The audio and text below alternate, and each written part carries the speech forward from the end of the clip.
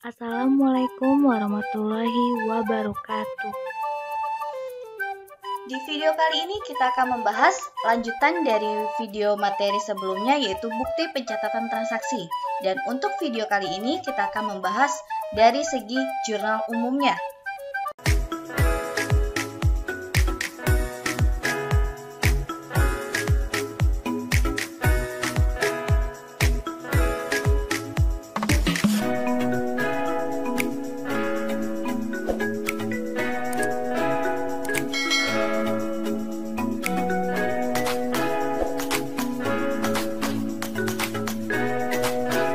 Slide yang pertama kita akan membahas mengenai jurnal umum, di mana formulir khusus yang digunakan dalam mencatat setiap aktivitas transaksi secara kronologis sesuai urutan tanggal ke dalam jumlah yang harus didebit dan kredit, atau segala jenis bukti transaksi keuangan yang muncul akibat terjadinya berbagai transaksi keuangan perusahaan dalam suatu periode tertentu. Kalau umum, otomatis global, sedangkan jurnal khusus tentunya sejenis atau sama. Sering terjadi dan berulang dalam satu periode akuntansi, baik bulanan, triwulan, maupun tahunan. Jadi perbedaan hanya dalam jenis pencatatannya saja.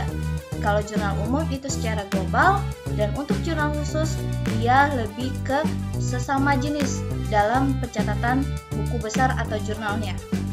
Dan di sini kita akan membahas mengenai fungsi jurnal umum. Di sini sudah ada 5 poin.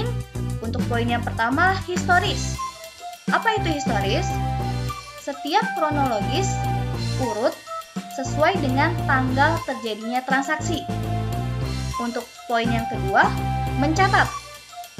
Sebuah transaksi jangan sampai ada yang tertinggal dalam buku jurnal, karena kalau tertinggal tentu akan terjadinya perselisihan antara pencatatan sebelumnya dan sesudahnya. Untuk poin yang ketiga, analisis. Pencatatan hasil analisis yang berwujud pendebetan dan pengkreditan akun-akun yang terpengaruh beserta jumlahnya. Jadi harus dianalisis dulu sebelum dicatat ke dalam jurnal umumnya atau buku besarnya. Poin yang ketiga, instruktif. Catatan pada jurnal yang berupa perintah untuk pendebetan dan pengkreditan akun besar sesuai catatan pada jurnalnya. Dan untuk poin yang terakhir, informatif. Memberikan informasi atau penjelasan mengenai transaksi yang terjadi untuk pencatatan. Jadi informasinya harus sesuai dengan bukti fisiknya. Untuk slide selanjutnya kita akan membahas mengenai manfaat jurnal umum. Di sini sudah terdapat 5 poin juga, di mana poin yang pertama dianalisis untuk mengetahui apakah akan menimbulkan tambah atau kurangnya satu atau lebih perkiraannya. Jadi harus dianalisis bukti transaksinya ini posisinya bertambah atau berkurang.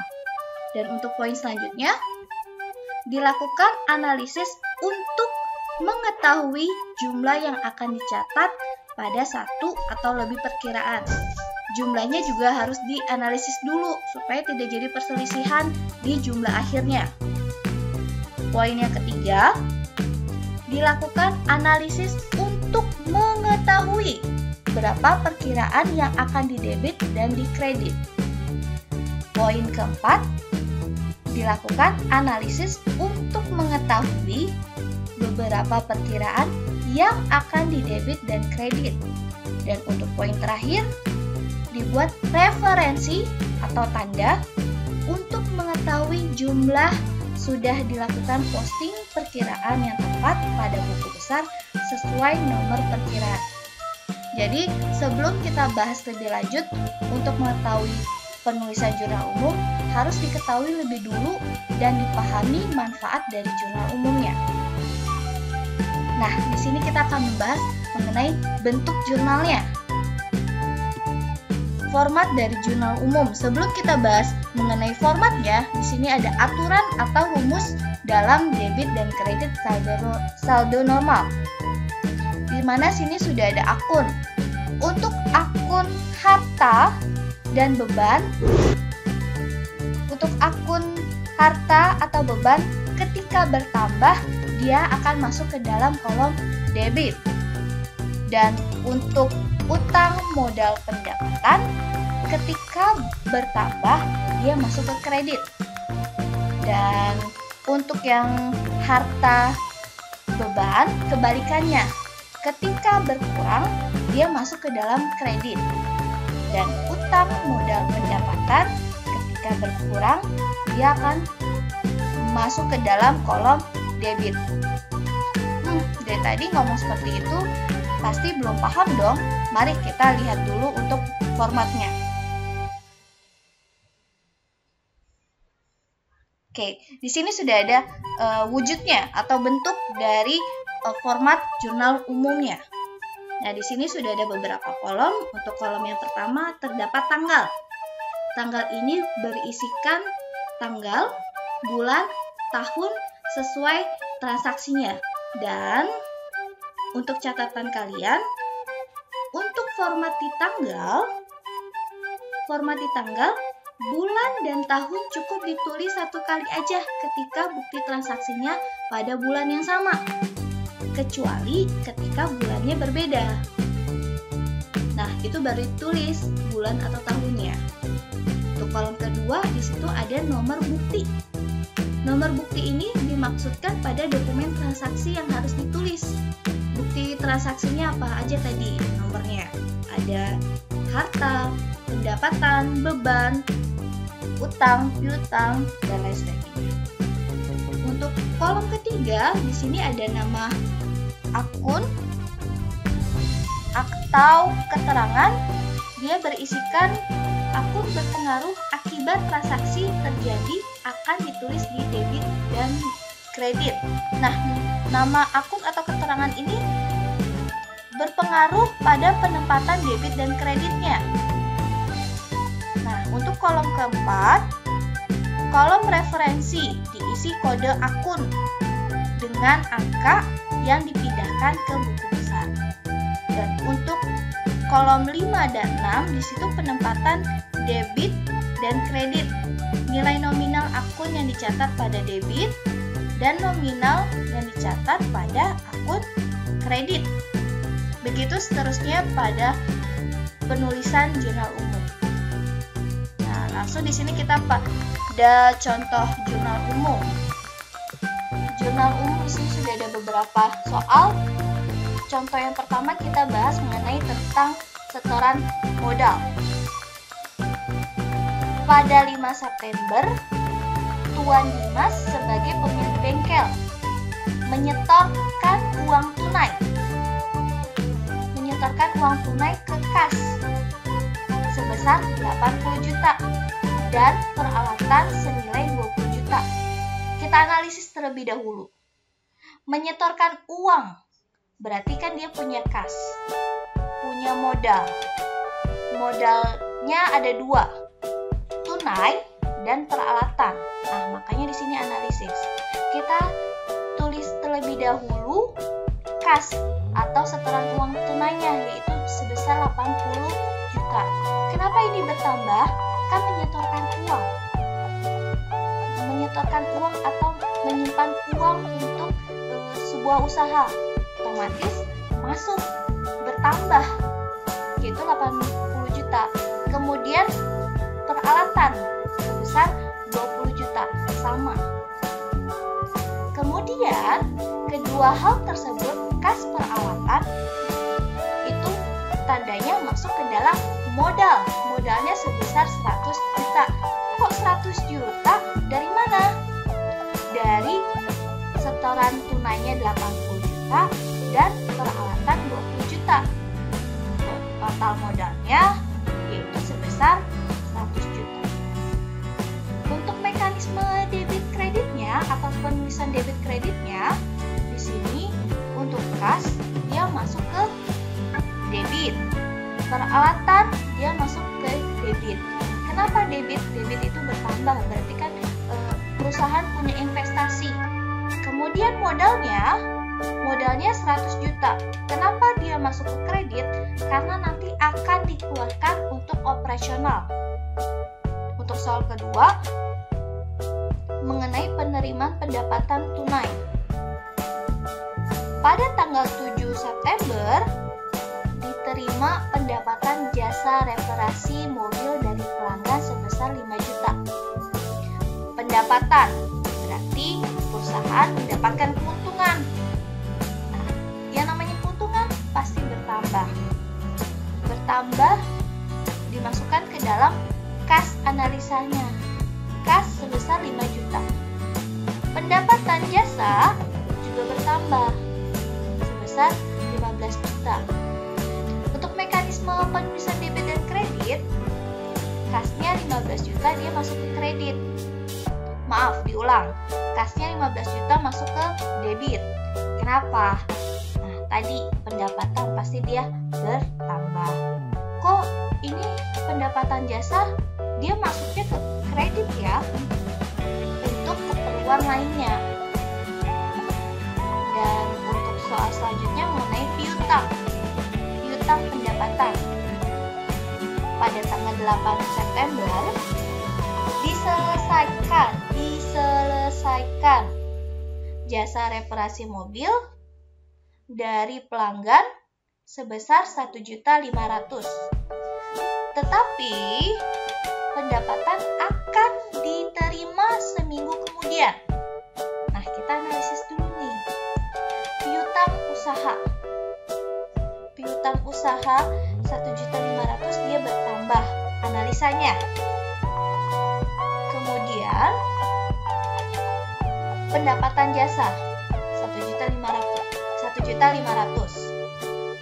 Mekanisme debit kreditnya, piutang kok masuk ke debit? Ingat, piutang yang memberi.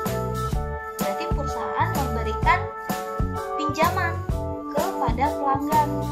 Nah, otomatis dia punya tabungan dong, punya tabungan walaupun di pelanggannya. Kan, itulah kenapa masuk ke mekanisme debit. Piutang usaha 1.500.000 masuknya ke debit. Untuk pendapatan jasa 1.500.000 dia masuknya kredit. Kok masuknya ke kredit? Kan menjual tapi belum ada pemasukannya, jadi masuknya ke kredit. Soal selanjutnya mengenai membeli peralatan secara tunai. Pada tanggal 10 September dibeli perlengkapan bengkel sebesar 2 juta. Dibeli perlengkapan bengkel sebesar 2 juta. Analisanya, perlengkapan masuknya bertambah yaitu 2 juta. Kemudian kas dia berkurang 2 juta. Perlengkapan bertambah. Kenapa? Karena kita memiliki investasi perlengkapan atau tambahan perlengkapan. Kas kenapa dia berkurang? Karena kita membeli, otomatis yang dikeluarkan pasti berkurang. Mekanisme debitnya, perlengkapan masuknya ke debit, kas dia masuknya ke kredit. Soal selanjutnya, membeli peralatan secara kredit. Pada tanggal 13 September dibeli peralatan bengkel dari PT Maju Terus sebesar 5 juta dan pembayaran dilakukan 2 minggu kemudian. Analisanya, peralatannya bertambah 5 juta, utang usaha berkurang 5 juta. Peralatan karena kembali investasi atau mendapatkan modal peralatan, makanya dia bertambah, masuknya ke debit. Utang usaha, ingat, utang berarti kita meminjam. Kredit kan itu membayarnya nanti, kemudian hari, dilakukan 2 minggu kemudian baru dilakukan pembayaran, makanya berkurang, masuknya ke dalam kredit. Kemudian untuk soal menerima pelunasan piutang. 15 September diterima pelunasan piutang dari pelanggan sebesar 1.500.000. Pelunasan piutang. Analisanya, kas bertambah 1 1.500.000. Piutang usaha berkurang 1.500. Kenapa kas bertambah? Karena pelunasan yang tadinya kita minjemin orang atau kita minjemin ke pelanggan, pelanggannya mau melunasi, otomatis kasnya bertambah. Dan itulah kenapa masuk ke dalam mekanisme kas 3 juta dimasukkan ke debit. Piutang usaha 1.500.000, maksudnya kredit. Kenapa? Karena sudah melakukan pelunasan. Untuk soal selanjutnya, pengambilan price. Price itu apa? Mengambil keperluan pribadi. Contoh soalnya gimana sih? Di sini ada contoh soal. Pada tanggal 20 September, Dimas selaku pemilik mengambil untuk keperluan pribadi sebesar 1 juta rupiah. Analisanya, price-nya dia masuk 1 juta bertambah, kasnya berkurang 1 juta. Untuk mekanismenya, price dia masuk ke debit, kemudian kas dia masuk ke kredit. Kenapa masuk ke kredit kasnya? Karena mengeluarkan untuk keperluan pribadi. Kemudian untuk selanjutnya soal membayar beban. Contoh soalnya, pada tanggal 22 September dibayar beban sewa sebesar 5 juta rupiah. Analisanya gimana? Beban sewanya bertambah. Mekanismenya dia masuk ke debit. Kenapa masuk ke debit? Karena kita mendapatkan investasi tempat walaupun disewa. Kasnya dia berkurang. Maka mekanismenya kredit. Kenapa berkurang? Kan kita membayar sewa, otomatis uangnya dikeluarkan. Untuk soal selanjutnya, membayar hutang. Pada tanggal 25 September, diangsur hutang kepada PT Maju Terus atas pembelian peralatan sebesar 5 juta rupiah. Analisanya gimana? Hutang usahanya berkurang, yaitu 5 juta. Kasnya juga berkurang 5 juta. Oleh karena itu, mekanismenya keduanya masuk ke dalam kredit. Kenapa masuk ke dalam kredit? Kita punya utang, otomatis utangnya dibayar, dikeluarkan. Kasnya dikeluarkan untuk bayar utang. Makanya keduanya masuk ke dalam kredit. Dan untuk pencatatan dalam jurnal besarnya setelah dianalisa, gimana cara menulisnya? Nah, di sini sudah ada contoh penulisan dalam jurnal umumnya. Soal pertama tadi, kas peralatan, dia masuk ke debit dua-duanya. Modalnya dia masuk ke dalam kredit. 100 juta, kok beda sama kas peralatan? Kan ditambahin dulu, baru dimasukkan ke dalam kredit.